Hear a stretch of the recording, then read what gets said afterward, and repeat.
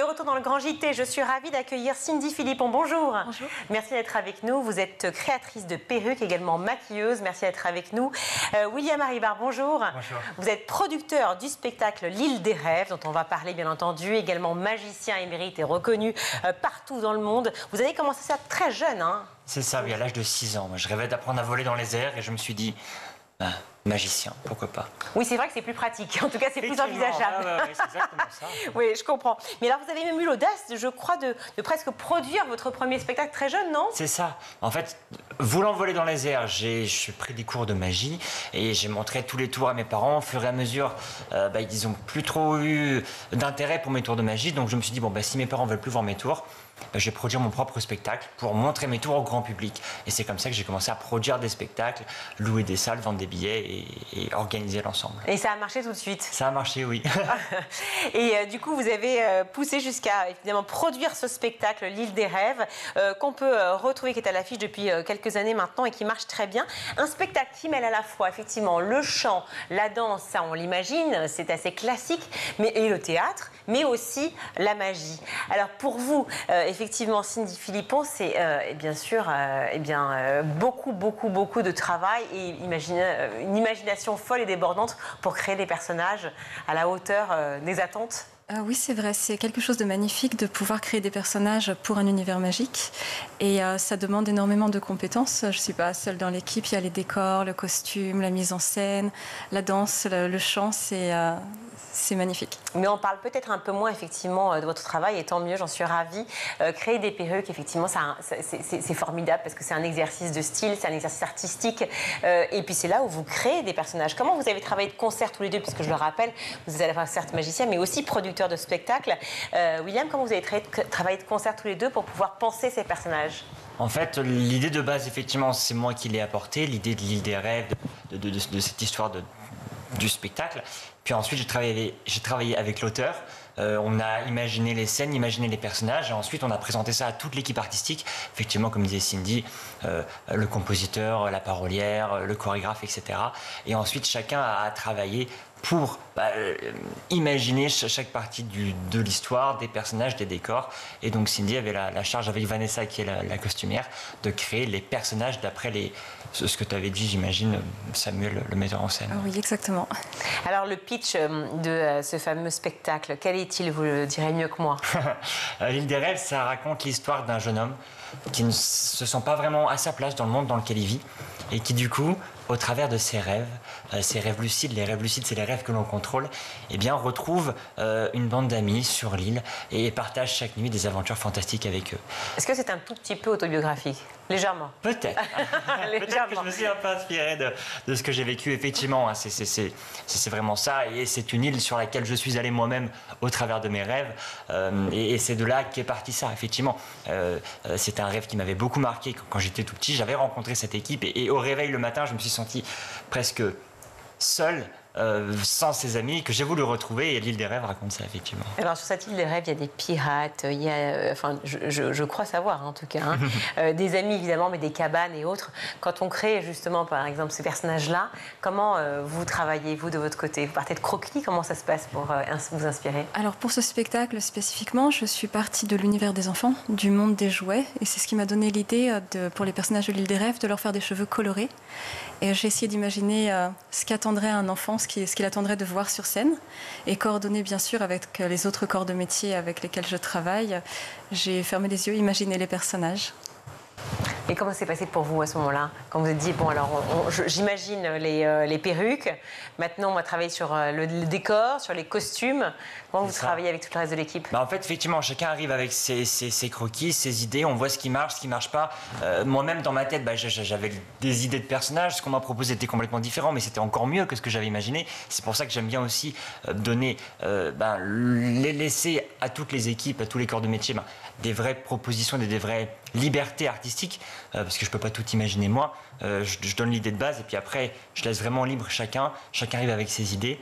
Et puis c'est comme ça qu'on voit ce qui fonctionne, ce qui fonctionne pas. Et c'est comme ça qu'on arrive à un spectacle qui est très riche et très original. Alors, c'est pas très classique, en tout cas, c'est pas vraiment dans l'actualité aujourd'hui, parce que je vois que le pirate, quand même, c'est une femme qui s'appelle Charlotte. Aujourd'hui, on vous dirait, c'est pas très démago. Hein. Pourquoi c'est une femme qui est méchante et qui peut se débarrasser finalement du paradis total? Alors, si vous voulez la vérité, alors dites-moi tout. On révèle tout, on peut le dire. En réalité, c'était un méchant de base, mais on n'arrivait pas à caster, c'est vrai, hein, quelqu'un de si charismatique qu'il puisse justement jouer ce rôle. Et quand on a fait les castings, on a casté quelqu'un qui s'appelle Tiffany Leonard, qui est une comédienne incroyable, et on s'est dit waouh. Et si on changeait le rôle, et si on lui donnait le rôle, et du coup on a réécrit un petit peu l'histoire pour qu'elle puisse avoir le rôle, et effectivement elle incarne cette pirate de façon fantastique. Absolument magistrale. Elle sème la terreur comme personne, effectivement. Alors comment on y ajoute les touches de magie? Parce que c'est quand même votre patte, ça. Effectivement, comment on l'ajoute, c'est assez simple, même si c'est un peu complexe évidemment. Pour chaque bout de l'histoire, on la découpe en scènes, et pour chaque scène on se dit comment on la raconte. Est-ce qu'il vaut mieux la raconter en chant, en danse et en chant, en magie et en théâtre et en danse. Et du coup, voilà, on se pose la question de quel est le meilleur art pour raconter l'histoire. Et quand du coup, on se dit, bah là, ce serait idéal de le faire en magie, bah là, c'est à moi de me creuser les méninges pour me dire, bah là, il faudrait qu'elle vole dans les airs et puis qu'elle disparaisse. Et puis là, il faudrait que ça apparaisse d'un coup. Puis là, il faudrait qu'il disparaisse là, qu'il réapparaisse dans la salle. Et voilà, et après, c'est à moi de réfléchir à comment faire la magie, et aux équipes de décor pour fabriquer les illusions. Donc vous avez conçu des tours de magie, si je comprends bien, spécifiquement pour ce spectacle? Tout à fait. Souvent, évidemment, on se base sur des choses communes, mais après, on vient les retravailler, les adapter, et toutes les illusions du spectacle ont été fabriquées et adaptées par l'équipe. Une illusion qui vous a surprise particulièrement, qui vous a épaté, si je prends un mot d'antan? Alors moi, toujours la lévitation. Je crois que ça fait partie de mes illusions préférées. La lévitation, comment on fait ça? Bon, vous n'avez pas donné vos trucs, évidemment, en fait, mais... C'est vraiment une concentration importante sur la personne pour qu'elle puisse voler dans les airs. Et puis une fois qu'elle vole, faut bien garder la concentration, sinon elle ne vole plus. Et ensuite, il faut bien la reposer au sol, parce que si on lâche tout, hop, elle tombe et ça marche. De toute façon, c'était votre truc depuis l'enfance, ça. Exactement. Donc, vous avez tout mis en œuvre pour que l'illusion soit parfaite. Tout à fait. Il y a un vrai jeu de lumière, du coup, j'imagine, pour que ce soit possible aussi?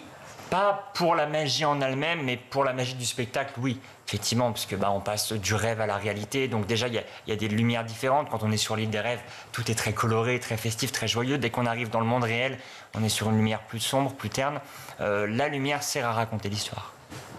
Alors l'histoire, donc on raconte à la fois, on disait théâtre, danse, chant, magie.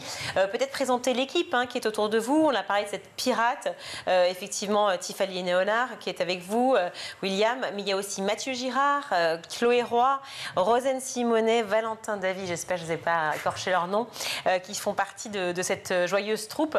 Et évidemment le metteur en scène aussi, Samuel Bouzard. Peut-être raconter comment cette troupe fonctionne. Tout à fait. Nous, ça fait des années qu'on fonctionne ensemble. Samuel, par exemple, ça fait Samuel Bouzard, qui est le metteur en scène du spectacle et l'auteur du texte. On travaille ensemble depuis plus de 10 ans.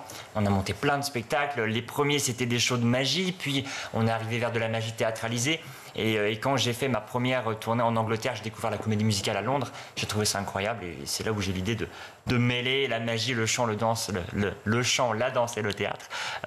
Et donc, j'ai toujours travaillé avec Samuel Bouzard pour la mise en scène, texte. On a également Simon Orlandi qui est le compositeur, parce que toutes les musiques sont originales. Pauline Ovan qui est la parolière, Sébastien Jacquemin le chorégraphe. Et effectivement, comme vous les avez tous cités, les artistes du spectacle qui ont été là dès la création et qui nous suivent durant toutes ces années. C'est vrai que c'est une grosse équipe, évidemment. Il y a également la machinerie, création des décors, la lumière, le son, le plateau. Enfin, on est plus d'une trentaine sur ce show. C'est important, effectivement, de mettre en avant tous les autres métiers. On parle souvent des interprètes, effectivement, du metteur en scène, mais peut-être un peu moins des métiers qui sont tout aussi importants comme le vôtre. Je le disais, vous créez des perruques, vous êtes aussi maquilleuse sur ce spectacle, les décors, effectivement, la lumière, le son, enfin tout ce qui fait la force de l'île des rêves, qui se joue où en ce moment? Pardon, je ne l'ai pas sous les yeux. On est au théâtre du 13e art, place d'Italie, et on joue, c'est ça, à Paris, tous les jours jusqu'au 27 avril à 15h en semaine et à 16h30 le dimanche. À 16h30 le dimanche, super, donc on peut tous foncer, c'est du Broadway pour les enfants. Exactement. Exactement, avec magie, bien sûr, à l'appui, puisque William est là aussi pour cela. Merci à tous les deux. Merci beaucoup Cindy Philippon, merci William Hariba. Merci beaucoup.